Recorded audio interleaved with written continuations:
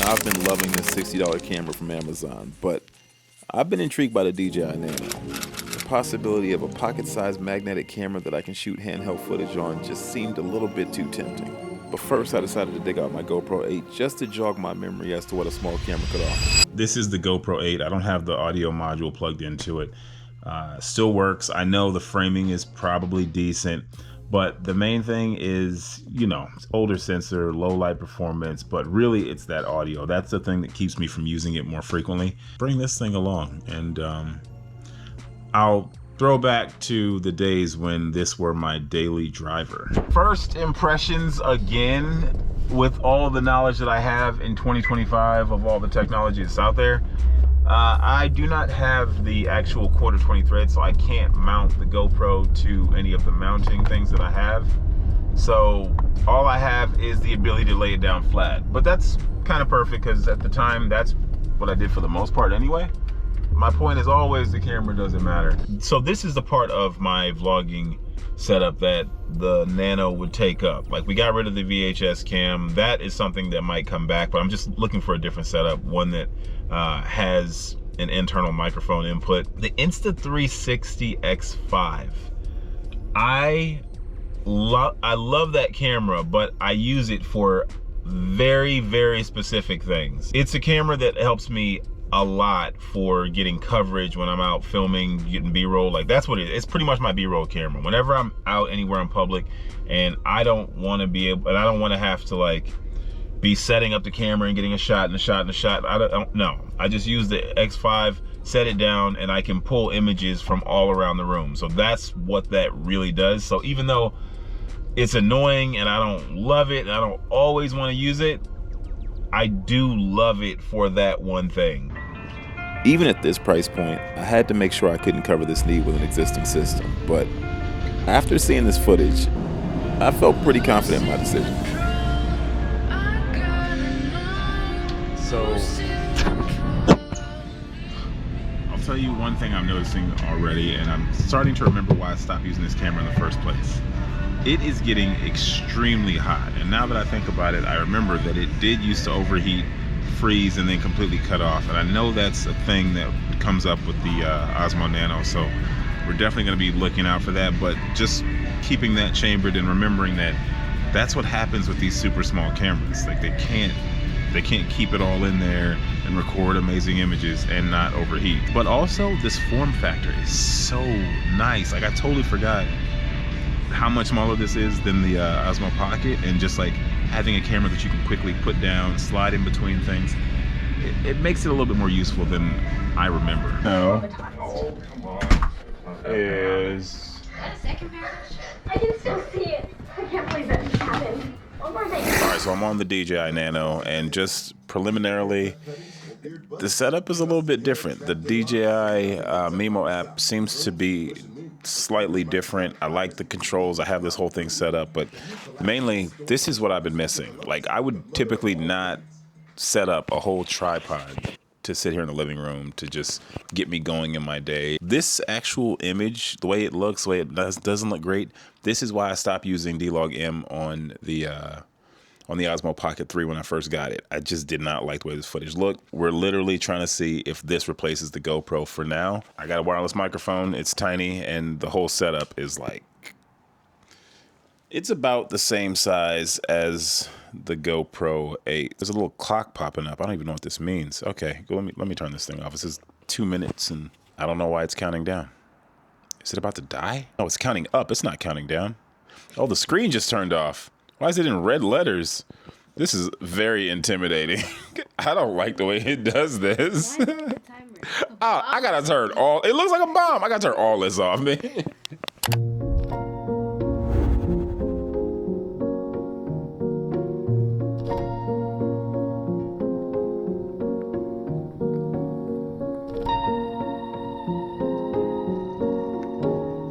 So I'm out here testing out the Nano. Nighttime situation, ISO 1600, D-Log, and I just kind of, sometimes I can't sleep, so when I see a shot that I want to get, like this is a shot I've always wanted to get, great opportunity to pop out here and grab it. The wider field of view is clutch because it makes it feel like you're further away in situations when you want to get that really wide shot, show off your environment. There's not a magnet on every side of the camera. There's a magnet on the bottom, there's a magnet on the back, but there's not a magnet on the top where the button is, or the bottom and top if you turn it vertical. Not a huge deal, but if we're gonna nitpick a camera, which I think we should at this price point for what it does and whether or not it's useful, I have to say that those are things that could make it a little bit better. You know, it hasn't overheated yet. Everything I've shot so far has been in bursts of between 4 and 8 minutes, and I feel like I'm vlogging very regularly. Nothing is different. This is exactly how I would shoot a regular project. Feels very natural. I'm loving the form factor, but I'm not quite sold on whether or not I need this thing, so we'll see.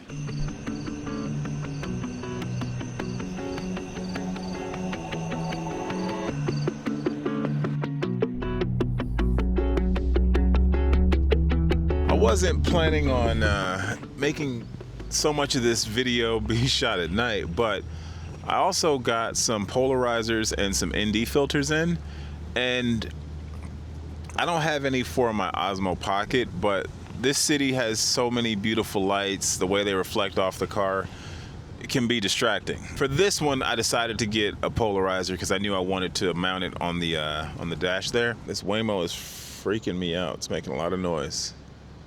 Have you guys had these Waymos in your area? They are quite problematic.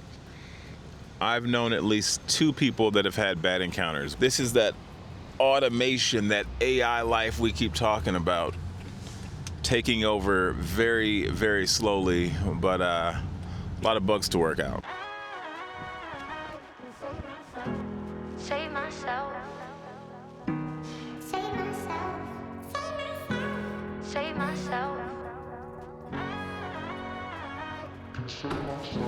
Holding my head again, making my way through crowded thoughts. Sometimes it's hard to get out of it. Broke my heart in the dark. I was just trying to feel something, falling asleep to the sound of it.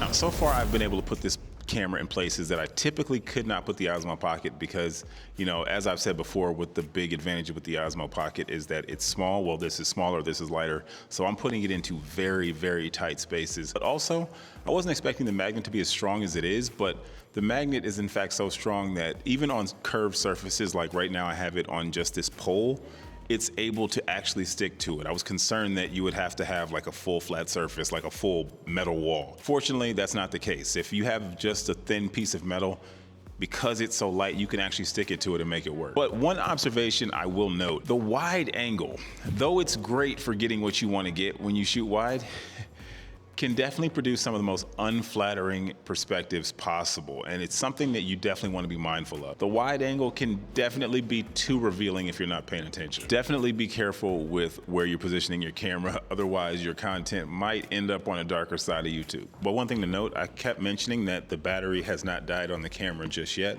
Well, the battery on the screen is down to about 20%, so I'm actually giving it a break, but I've been able to keep going strong with just the app, and it's working just fine.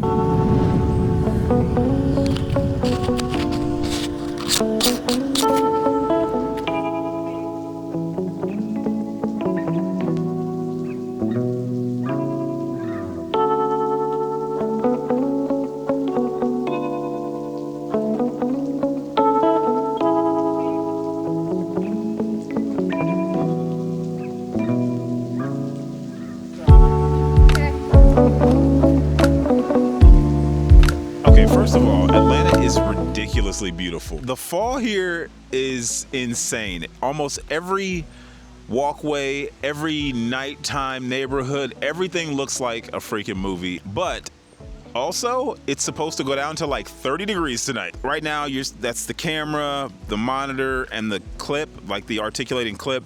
And then I have the microphone, which I'm always gonna carry. So it's kind of a lot of stuff. But this magnet mount seems like not a big deal, but when you're constantly shuffling things around, like it's very nice that I can just magnetize it to my chest when I'm trying to grab my stuff and get it all together. Plus, with my Insta360 X5, one of my biggest concerns and one of the reasons why I probably don't use it as much as I would like is because it has that bulbous lens that sticks out. Always worried that I'm gonna bump it into something and scratch that front lens, which is kind of pricey and I really don't want to have to replace again. So I try to be very careful. I keep it in the bag until I'm absolutely ready to use it. Whereas with this thing, I have a full set of filters with a polarizer. It costs me $40. I just kind of keep the polarizer on there to protect the lens when I'm not using it. But for the most part, because I can magnetize it to my chest, I feel pretty comfortable not always having to keep it covered up. You know what I mean? Like I can put it in my pocket and not worry about it getting scratched. I just realized that I forgot the tripod mount. Now this is one of the things that annoys me about this camera, is that there's no 1/4 20 thread built into the camera, and it's just another accessory. It's not the worst thing. I got fortunate because there's a sign. Those are gonna be your best friend if you're trying to magnetize this thing to something. Just in my limited experience, the only place I consistently find metal, because everything is made of fiberglass or some kind of plastic these days, is street signs. So look out for street signs, because those will be your saving grace if you don't have your tripod, your 1/4 20 thread on you. Up until now, I really wasn't impressed. But once I got it outside in a beautiful location, the advantages became very clear.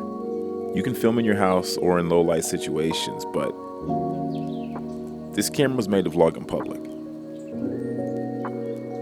I thought it'd be fair to pop over to the Osmo Pocket 3 just for the sake of comparison, since you're looking at a lot of footage and now you're probably thinking, ooh, you know what? Maybe this is a replacement for the Osmo Pocket 3. And I gotta tell you, my initial thoughts are that's not gonna be the case. Now, I love the Osmo Pocket 3. It is my endorsement if I had to make one for best vlogging camera. I just put a video out, in fact, saying that it's still the king of vlogging cameras, and I stand by that. And this Nano is intriguing for sure.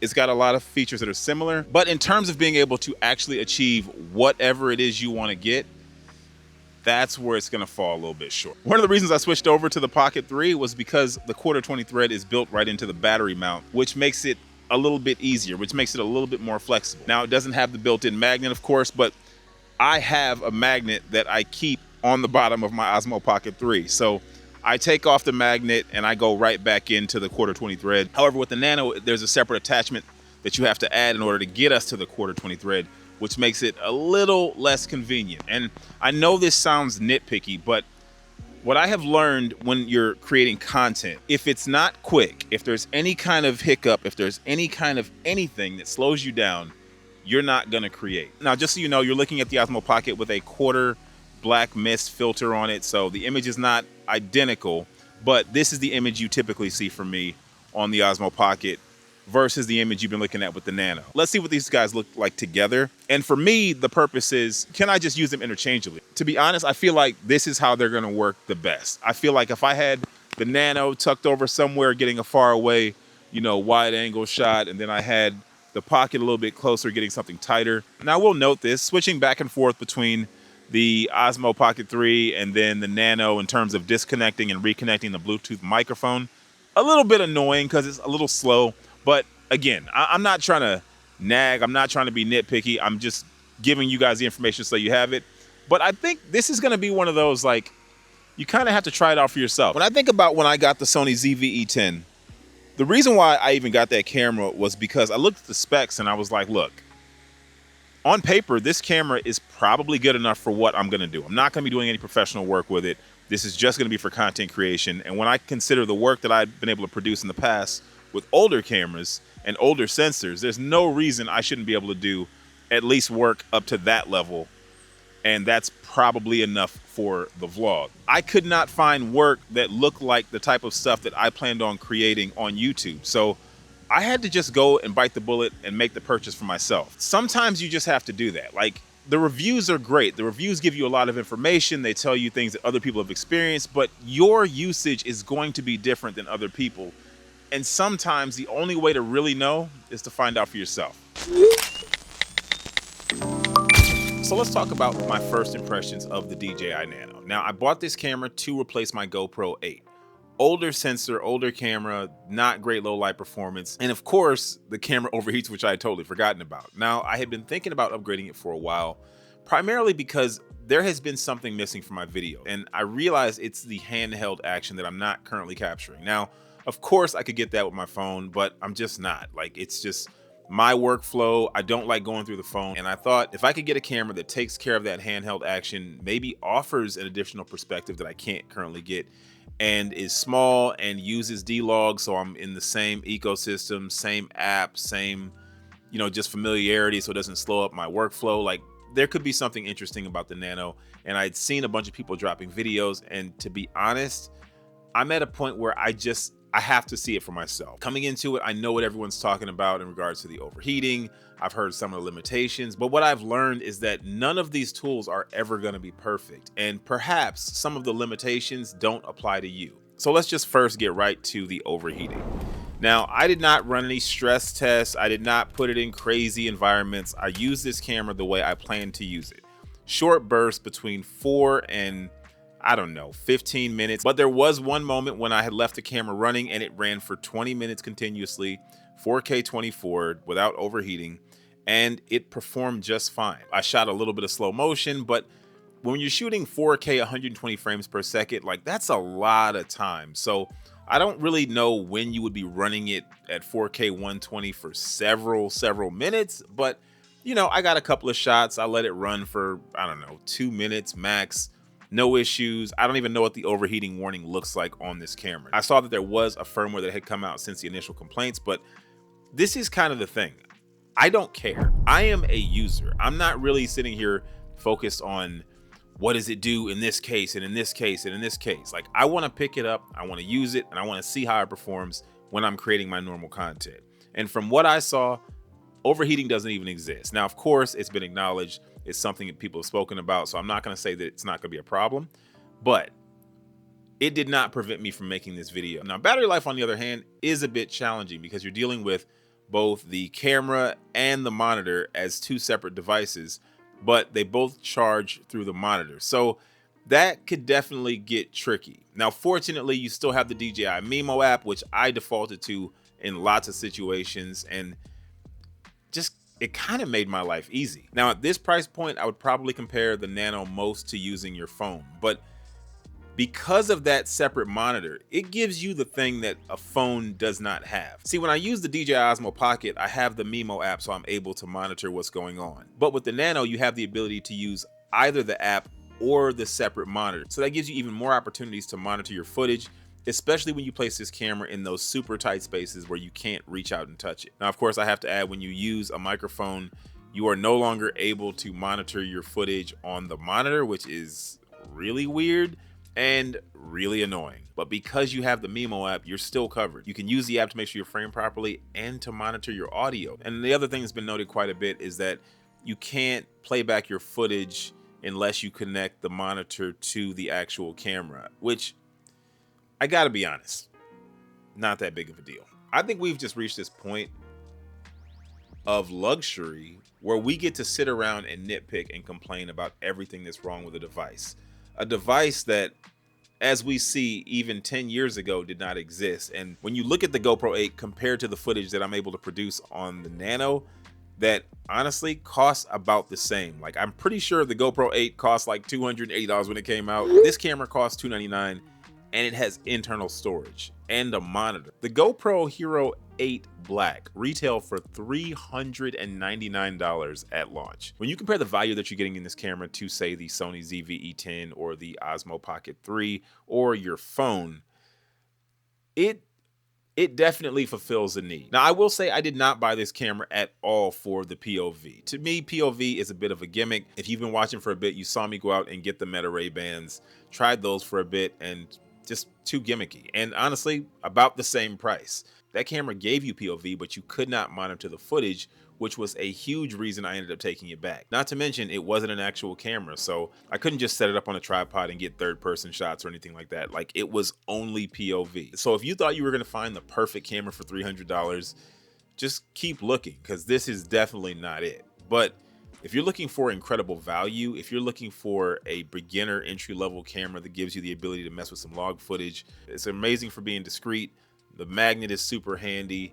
It's tiny, it's light, it's gonna allow you to rig it up in places where you could not traditionally put a camera. It gives you that extra wide field of view, which in some situations is exactly what you need. I don't think there's anything better than this camera. Now, I do know there is the Insta Go Ultra or whatever, but this was cheaper and I saved a couple of bucks that I could put into accessories. And primarily, I wanted to be able to use my DJI Mic Mini. Last month, I started vlogging daily. And in that process, I realized that I felt like I was exhausting all of my angles, all my perspectives, and I was looking for something new. So primarily, I think this camera is for someone who is just looking for something new, not someone who isn't creating at all, someone who is already creating stuff. They're tired of what they've already seen and they would like to try something a little bit different. There's someone who is vlogging out in public. There's someone who wants to add a new perspective to their footage. Secondly, I think this camera is for someone who already has an existing DJI camera. They're already familiar with the ecosystem. They wish they could capture a second angle.